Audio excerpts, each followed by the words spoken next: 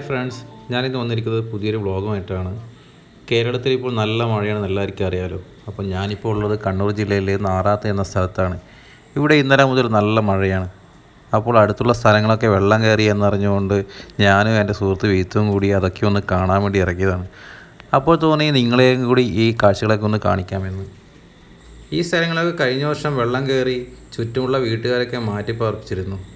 കഴിഞ്ഞ വർഷം ഞാൻ നാട്ടിലില്ലാത്തതുകൊണ്ട് അപ്പോൾ ഈ കാഴ്ചകളൊന്നും എനിക്ക് കാണാൻ പറ്റിയില്ല.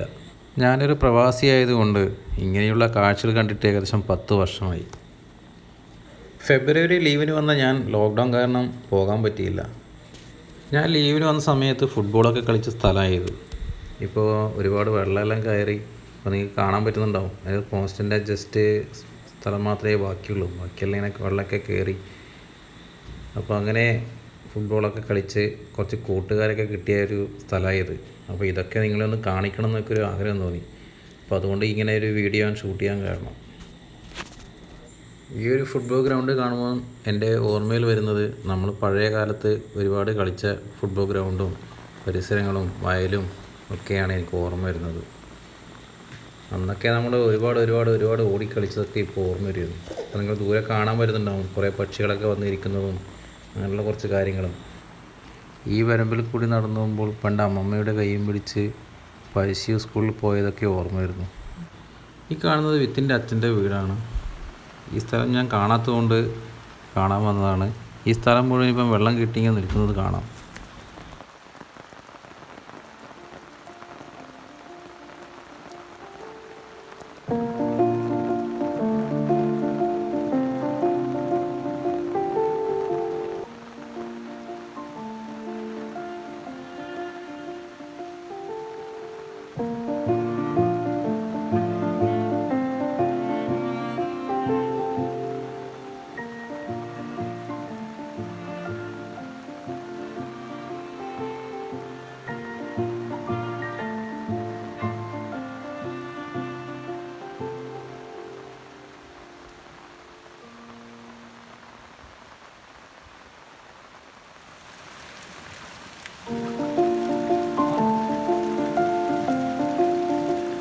ഞാനിപ്പോൾ നിൽക്കുന്നത് കാട്ടാമ്പള്ളി പാലത്തിൻ്റെ മുകളിലാണ്.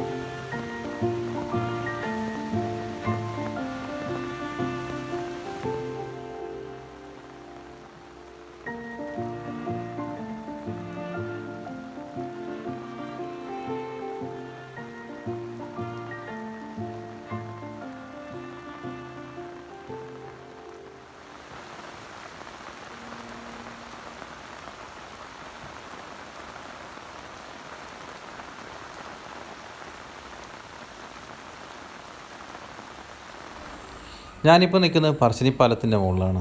അപ്പോൾ ദൂരെ നിങ്ങൾക്ക് കാണാൻ പറ്റുന്നുണ്ടാവും നമ്മളെ പറശ്ശിനി മടപ്പുരയൊക്കെ വെള്ളത്തിലൊക്കെ ഇങ്ങനെ കയറിയതായിട്ട് നിങ്ങൾ പത്രത്തിലൊക്കെ അറിഞ്ഞു കാണുമല്ലേ. ഇപ്പോൾ ഞാനൊരു അങ്ങനെ ഒരു വീഡിയോ എടുക്കാൻ കാരണമാണ് അതൊക്കെ ഇപ്പോൾ നിങ്ങൾക്ക് കാണാൻ പറ്റുന്നുണ്ടാവും. വെള്ളമൊക്കെ അങ്ങ് അകത്തേക്ക് ചെന്നതായിട്ടാണ് അറിയാൻ പറ്റിയത്. അപ്പോൾ അതുകൊണ്ട് അങ്ങോട്ട് പോകാൻ പറ്റില്ല. അപ്പോൾ ഇതാണ് പറശ്ശിനി പാലത്തിൻ്റെ മുകളിലുള്ള വ്യൂ. ഇതാണ്